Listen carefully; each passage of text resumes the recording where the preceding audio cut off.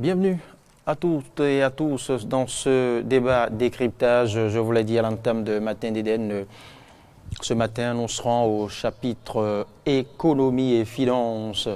C'était prévu pour l'exercice, était prévu pour être fait par deux invités. Je vous le disais tantôt, le second n'y sera pas, voilà, pour des raisons dont on n'a pas encore vérifié les coulisses. Il aurait eu quelques ennuis avec certaines instances de la République qui l'auraient interpellé.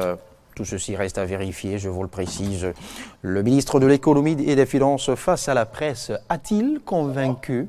Le ministre de l'économie et des finances, Wadahi, était sur la chaîne nationale, la télévision nationale, dans l'après-midi de ce mercredi 17 avril 2019. Eh bien, vous l'avez tous suivi comme nous.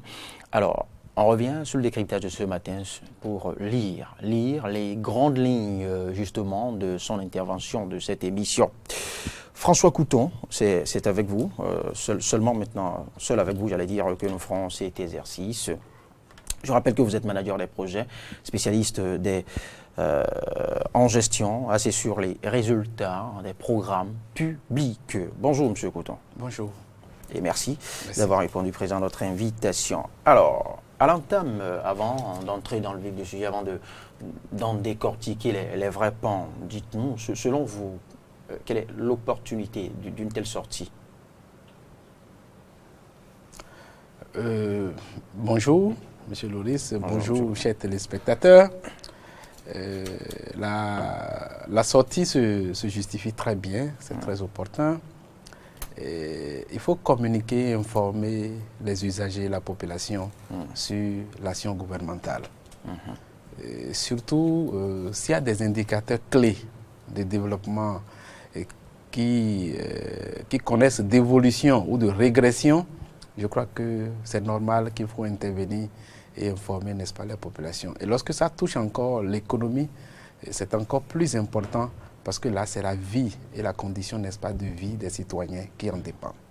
Beaucoup de données et d'informations tirent leur source, n'est-ce pas, des finances. Et donc, il faut informer la population de la santé financière du pays. C'est très important. Autre précision à l'entame de cet échange, M. Couton, vous l'avez suivi, le ministre n'a pas attendu une ou deux questions avant, dans sa prise de parole déjà à l'entame de cette émission. Eh bien, le ministre a affirmé, je cite, « L'économie béninoise se porte bien ». Est-ce, selon vous, un procédé pour accrocher, pour séduire ou pour convaincre? Bon, quand on dit l'économie se porte bien, ça ne peut pas être une phrase en l'air. Il faut que cette phrase soit soutenue par des indicateurs, c'est-à-dire des indices, des éléments concrets, des données concrètes qui permettent à un spécialiste ou bien à la population lambda de voir que l'économie se porte bien. D'accord? Je crois en tant que financier, il a bien fait de faire recours au taux de croissance économique qui est passé de 2, c'est vrai qu'il disposait hier de bons exemples pour étayer chaque argument. Oui. C'est-à-dire la croissance économique qui serait passée de plus de 2% à plus de 6% entre 2015 et 2018. Je crois que quand on arrive à ces données-là, à ces informations-là, on ne peut que conclure en tant que financier, en tant qu'économiste, que l'économie de son pays se porte bien.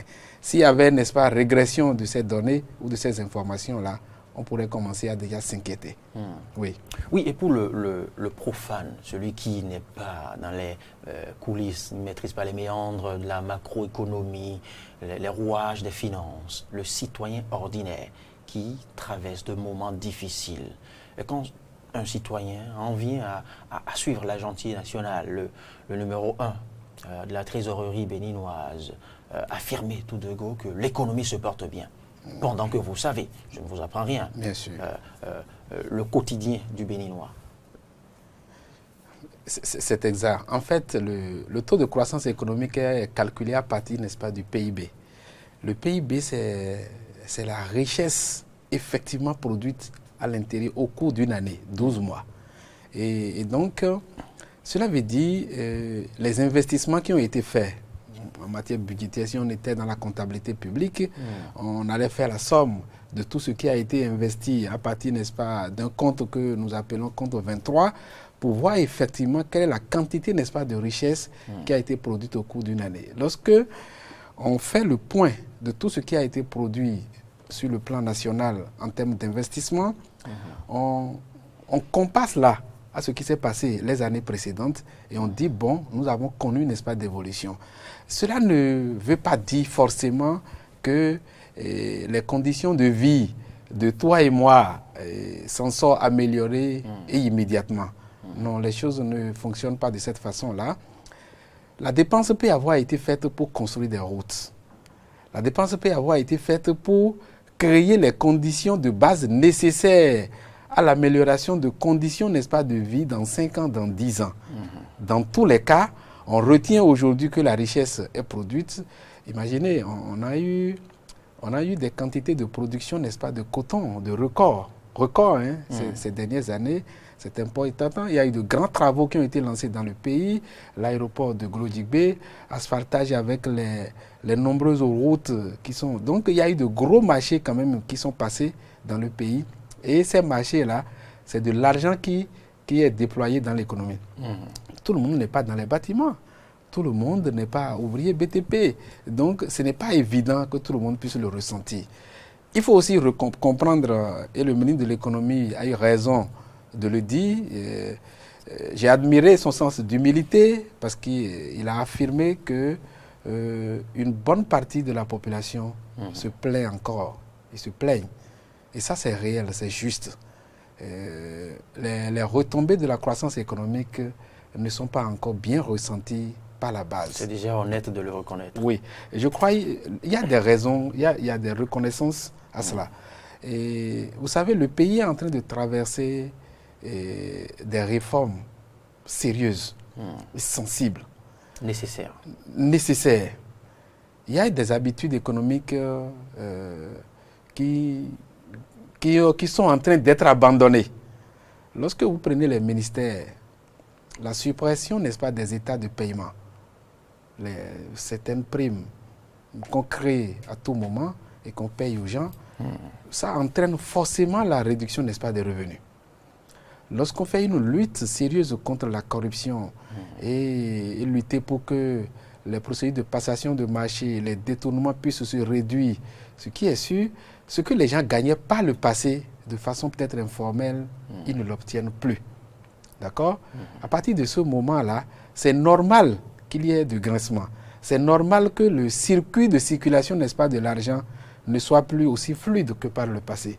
Mais lorsque tout ça va passer, je crois que nous allons aborder une autre phase de développement de la vie et de la condition de vie de chacun de nous. Et il faudrait être très éveillé pour que la seconde phase des réformes puisse être abordée de façon sérieuse et dans l'intérêt supérieur de la population. Alors, revenons maintenant aux réformes essentielles, aux mesures essentielles évoquées par le ministre des Finances. Quelques-unes des mesures. Les mesures... Et leurs impacts, justement. Oui. Je voudrais scinder mes interventions peut-être en 2 volets. Certaines mesures évoquées par le ministre de l'Économie et des Finances et les mesures que moi je pense complémentaires qu'on pourrait développer pour que cela aille mieux, pour que le Béninois chez lui puisse dire, bon, maintenant ça va mieux. Quand je vais au marché, j'arrive à vendre. Quand je dois aller au marché, j'ai le minimum sur mon salaire ou mon revenu pour pouvoir faire face aux ses besoins fondamentaux. C'est de cela qu'il s'agit. Je crois qu'il a parlé, n'est-ce pas, de la poursuite des réformes qui sont en cours. C'est essentiel. Je crois que la plupart des Béninois sont d'accord, en tout cas la classe politique, de ce que j'ai vu, de ce que j'ai entendu jusque-là, sont d'accord que les réformes sont nécessaires et sont importantes et il faut les poursuivre. C'est déjà bien de le dire. La question, n'est-ce pas, de microfinance est sur le tapis. Et une question à approfondir et à développer. C'est important, n'est-ce pas, de revenir dessus. Et la façon, n'est-ce pas, d'insérer, n'est-ce pas, l'argent dans l'économie. Parce que quand ça ne va pas, il faut savoir injecter l'argent dans l'économie et dans quel circuit. les réformes auxquelles moi je pense, complémentaires, il faut prendre des mesures en faveur des petites et moyennes entreprises. Vous savez, par le passé, encore jusqu'à maintenant, le plus grand nombre de commerçants ou d'opérateurs économiques au Bénin, quand tu vois un compatriote béninois dit, bon, je suis opérateur économique, je suis commerçant, c'est-à-dire qu'il a un établissement ou bien il y a une petite société unipersonnelle. Et de quoi vivait-il? C'est des petits marchés de 3 millions, de 5 millions, de 2 millions. Et c'est ça qu'ils utilisent pour pouvoir supporter le grand nombre qui est invisible et qui est derrière eux, les ouvriers et tout et tout. Donc, il va falloir prendre des mesures pour que ce type d'entreprise, du moins de façon transitoire, puisse également accéder, c'est-à-dire à la commande publique, parce que nous sommes malheureusement encore dans un état où l'État demeure le plus grand pourvoyeur de l'économie. Le plus grand acheteur à l'époque, jusqu'à nouvel ordre dans notre pays, c'est l'État. Le plus grand commandeur de travaux publics, c'est l'État. Donc, nous sommes dans l'économie libérale, certes, mais l'État demeure très puissant. Et en étant trop puissant, si on ne prend pas de mesures en faveur, n'est-ce pas, des petites et moyennes entreprises, pour que ces entreprises puissent également avoir accès à un minimum, n'est-ce pas, de marché, peu importe, n'est-ce pas, la manière, je crois que certains, en tout cas le grand nombre, continueront de croire que rien ne se fait et qu'ils ne se sentent pas bien. C'est pourquoi il faut prendre des mesures en leur faveur. Je pense aussi que il faut rendre les microcrédits beaucoup plus efficaces et plus réalistes. C'est déjà intéressant, il faut féliciter le gouvernement d'avoir porté le niveau, le taux de crédit à 50 000 et plus. C'est déjà bien, mais il faut le faire dans un cadre très structuré et faire, n'est-ce pas, de la femme qui bénéficie de microcrédit une femme entrepreneur et non une femme qui va penser que microcrédit est un don de l'État ou une subvention de l'État. Je pense aussi qu'il faut poursuivre le relèvement du niveau de rémunération des agents de l'État. Le gouvernement a commencé par certains hauts fonctionnaires. Cette mesure mérite d'être étendue à tous les fonctionnaires parce que besoin de marcher, besoin de manger, besoin de satisfaire les 5 besoins fondamentaux, c'est dans tous les ménages. Et il faut y penser globalement. Je crois en prenant, n'est-ce pas, ces mesures-là pour accompagner toutes les initiatives de réforme qui sont en cours, il n'y a pas de raison que la majorité des Béninois ne puissent pas dire dans 1 an, dans 2 ans, effectivement, ça va mieux. Très bien. Monsieur Bouton, il y a quand même un détail qui tombe bien sous le sens. Pourquoi avoir sollicité autant d'emprunts obligataires en un laps de temps? Bon, merci de poser la question. Moi, je ne suis pas très compétent dans les histoires, n'est-ce pas, d'emprunts obligataires, mais je pense que ce sont des initiatives qui sont très réglementées. Nous sommes dans un espace, le Bénin n'est pas un pays isolé. Nous sommes dans un espace... Le ministre l'a précisé hier. Non, nous sommes dans un espace, l'espace UIMOA, et nous sommes dans une zone, la zone franc, où les États membres ne sont pas libres de faire ce qu'ils veulent. D'accord?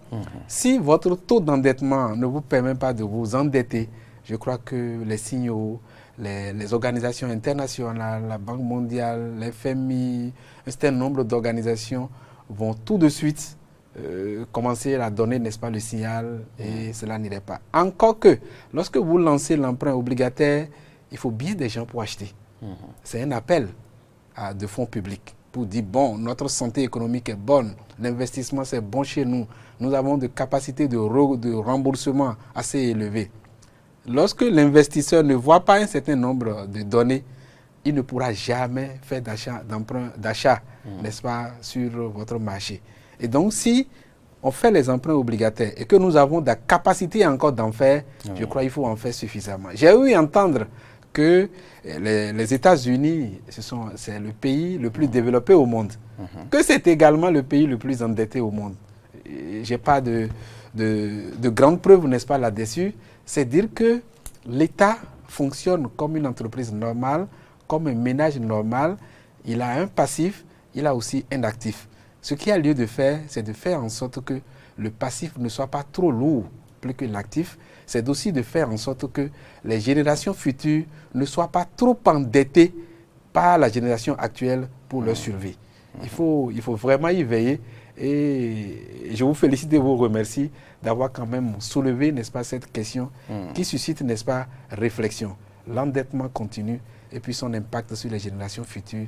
Je crois que ça doit être une question qui peut intéresser les universitaires. Monsieur François Couton, dans la suite de ce débat, il me plaît de vous demander, de vous demander une précision importante. Comment comprendre ce satisfait-ci que décernent les hauts cadres du FMI, les institutions du Bretton Woods, les institutions sous-régionales aussi, dans une atmosphère quand même où le quotidien est délicat? Bon, pour l'instant, je crois que le Fonds monétaire international et la Banque mondiale sont les organisations internationales les plus crédibles possibles. En tout cas, jusqu'à nouvel ordre. Ils ont leur méthode, leur manière de notation des États. D'accord?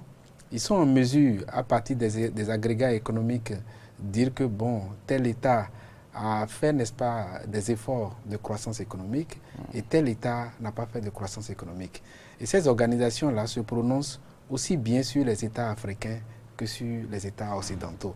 Et donc, c'est des organisations, à mon avis, dont les informations qui viennent d'elles sont crédibles. Et on peut prendre ça au sérieux. Je ne crois pas un autre motif que cela. Si la Banque mondiale et le FMI disent que la santé économique du Bénin est très bonne, qu'il y a de la croissance économique, je crois que nous n'avons pas... Il en est de même pour d'autres institutions sous-régionales. Oui, nous n'avons pas autre chose que de croire en cela et de nous sentir fiers d'avoir un gouvernement ou de nous sentir fiers d'appartenir à un État pour lequel on dit désormais que vous avez commencé à amorcer le chemin de la croissance. Et je souhaite vivement que cette croissance soit sérieusement boostée pour que d'ici 3 ans, d'ici 5 ans, nous puissions atteindre, n'est-ce pas, le seuil, n'est-ce pas, de 2 chiffres. C'est-à-dire une croissance de plus de 10%.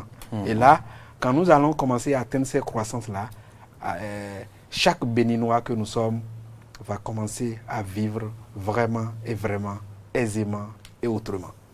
À quel seuil, selon vous, spécialiste du domaine des finances et de l'économie, à quel seuil ou à quelle hauteur où, le poids de la dette doit commencer à inquiéter une nation? Je disais tout à l'heure, je n'ai pas de données par rapport à cet aspect de la question. Je dis que la question est intéressante et doit susciter même de réflexion au niveau des chercheurs pour que le débat puisse se mener à fond. Ce type de débat peut être utilement mené avec les professeurs d'université en économie, c'est-à-dire des gens les plus avancés en la matière, pour qu'on puisse commencer à informer aussi la population de ce que, bon, on fait les emprunts, nous nous endettons, mais à quel seuil nous ne sommes plus autorisés à nous endetter. Je crois que, comme cela se fait dans les banques, l'État c'est comme un ménage. Lorsque vous amenez votre salaire à la banque pour dire que je vais faire un prêt, d'accord? La banque essaie de vérifier si le remboursement, n'est-ce pas, du prêt que vous avez fait là, ne va pas vous empêcher de vivre décemment. Et donc, vous ne devez pas normalement aller au-delà de 40% de votre prêt, de votre salaire, pour dire que vous voulez faire, n'est-ce pas, de l'emprunt. Je crois que ça doit être quelque chose de similaire au niveau des États aussi. Il y a un seuil à ne pas dépasser. Maintenant, le Bénin a-t-il déjà atteint ce seuil? Je crois que non. Si le Bénin avait atteint déjà ce seuil, je crois qu'il aurait déjà d'autres acteurs, oui, de la classe politique, que ce soit de l'opposition ou bien même d'ailleurs, qui se seraient déjà sortis de la sonnette d'alarme. Dans tous les cas, l'endettement est à limiter au maximum afin d'éviter que les générations futures ne supportent, n'est-ce pas, une dette trop lourde de notre génération pour pouvoir survivre. C'est de cela qu'il faut y veiller Il faut y penser. Et si vous pouvez organiser d'autres débats avec des personnes ressources encore plus compétentes pour en parler, je crois que vous comprendrez davantage. Vous ne l'êtes pas moins, monsieur Couton, vous ne l'êtes pas moins. Alors, le ministre n'a pas manqué d'évoquer aussi les réformes, les innovations en vue de faciliter la vie aux opérateurs économiques locaux et internationaux. Je veux parler aussi des tests liés au partenariat public-privé. Privé, oui. C'est exact. Et le partenariat public-privé a plusieurs dimensions. Je note malheureusement que nous, notre État, l'entrepreneur béninois n'a pas suffisamment de moyens, ils n'ont suffisamment pas de ressources. Ils ont appris seulement à faire l'achat et la revente, c'est-à-dire que quelqu'un veut acheter un ordinateur dans un ministère ou dans une institution privée. On appelle le type, il amène le bon de commande, il achète l'ordinateur, il va revendre à l'État ou à l'institution, il prend le bénéfice et puis il s'en va vivre avec. C'est lui, son entrepreneur, ça. Il faut faire en sorte que l'entrepreneur béninois aujourd'hui soit celui qui produit, n'est-ce pas, de la richesse, vende seulement non seulement aux nationaux, mais également au reste du monde. Nous ne sommes pas encore arrivés à cette étape-là. Mais les facteurs de production au Bénin et en Afrique de manière globale sont trop lourds et trop chers. En matière, n'est-ce pas, de cherté, vous aurez beau avoir de bonnes idées d'entreprise, vous aurez beau avoir l'intention de construire telle usine qui va produire telle, si vous n'avez pas assez aux capitaux, comment vous allez faire? Vous êtes bien obligé de recourir aux opérateurs étrangers. Il faut le reconnaître. Et lorsque le partenariat public-privé n'est pas orienté vers le national, le nationalisme, cela risque de ne profiter encore qu'aux économies étrangères. Et donc, c'est une très bonne chose que l'État veuille bien donner la main au privé pour pouvoir se développer et essayer de régler les problèmes de l'emploi, mais ce serait encore plus agréable de le faire en faveur, n'est-ce pas, des nationaux. Parce que c'est quand l'entreprise initiée et conduite par... Il y a de belles innovations. Oui. C'est quand les entreprises... Il y a eu des facilités accordées aussi aux nationaux. Énormément de facilités. La réduction de certaines taxes et les honorations. Oui. Énormément de facilités. Énormément de facilités. On en avait déjà évoqué dans certaines émissions. Nos entrepreneurs aussi ne lisent pas les tests. Quand le Parlement vote la loi de finances, les gens ne rentrent pas dedans pour voir qu'est-ce qui est prévu en faveur de nous, qu'est-ce qu'on pourrait faire pour en bénéficier suffisamment. Les gens ne s'intéressent pas à ces questions-là. Ils ne lisent pas. Peut-être que c'est votre rôle. Et vous le faites déjà assez de les informer, n'est-ce pas, là-dessus. Je pense que le partenariat public-privé, c'est une mesure très importante parce que nous sommes dans la démocratie, le libéralisme économique, mais le privé, s'il est beaucoup plus ancré, n'est-ce pas, dans le béninois, dans sa profondeur, cela pourrait aider mieux et beaucoup à régler les problèmes de pauvreté qui nous rongent. Oui, sans oublier que le privé aussi a des obligations, parce que c'est un détail qui nous échappe. Nous pensons qu'être investisseur national ou investisseurs nationaux, si vous le voulez, fait de nous d'office, je veux dire,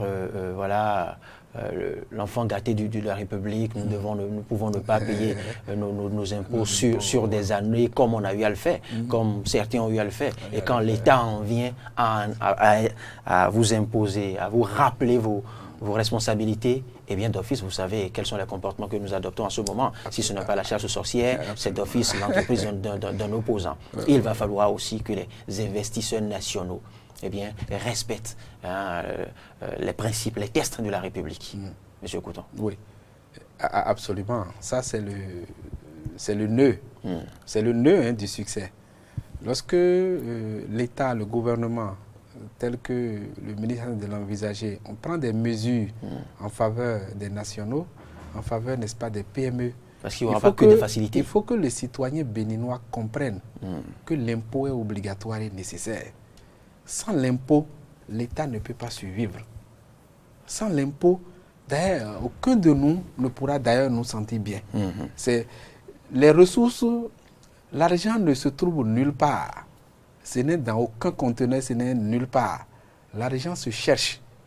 Et le prélèvement sur le fonctionnement, n'est-ce pas, des citoyens est ce sur quoi vivent tous les États et c'est-à-dire dans le monde entier. Il n'y a pas, n'est-ce pas, de pays au monde où l'impôt n'existe pas. Mais il faut payer cet impôt-là.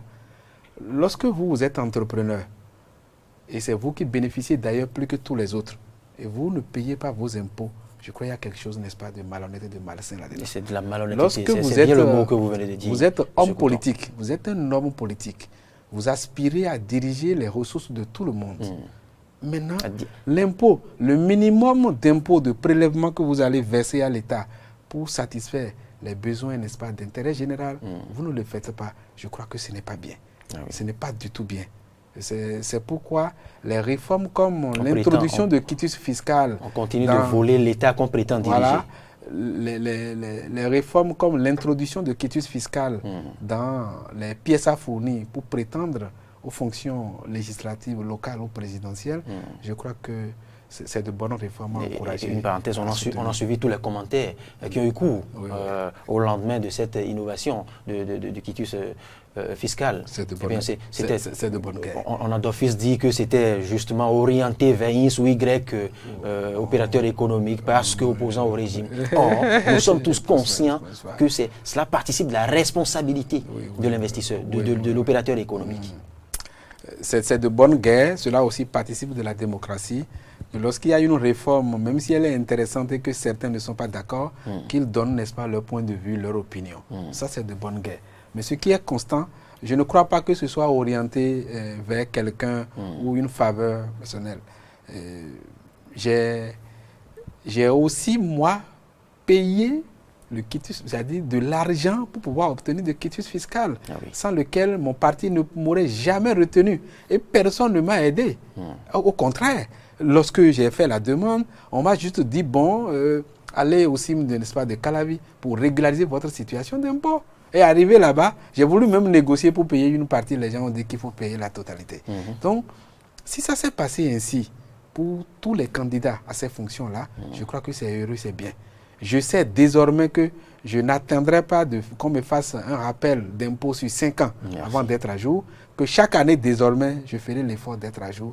Et si tous les citoyens font la même chose, je crois même, c'est avec même fierté que nous allons demander de compte à ceux qui gèrent nos deniers publics, les ministres, le président de la République, les députés à l'Assemblée nationale, les maires et tous les CA. C'est de bonne guerre que si nous sommes sérieux dans le paiement de nos impôts désormais, nous puissions demander, n'est-ce pas, les comptes de façon sincère et rigoureuse. C'est très important. Oui. Et si je n'ai pas précisé, quand j'étais à l'entame, quand j'étais en train de vous présenter aux amis auditeurs, si je n'ai pas précisé que François Couton n'est pas que manager des projets, spécialiste en gestion assis sur les résultats, mais qu'il est aussi membre d'un des 2 blocs en liste justement.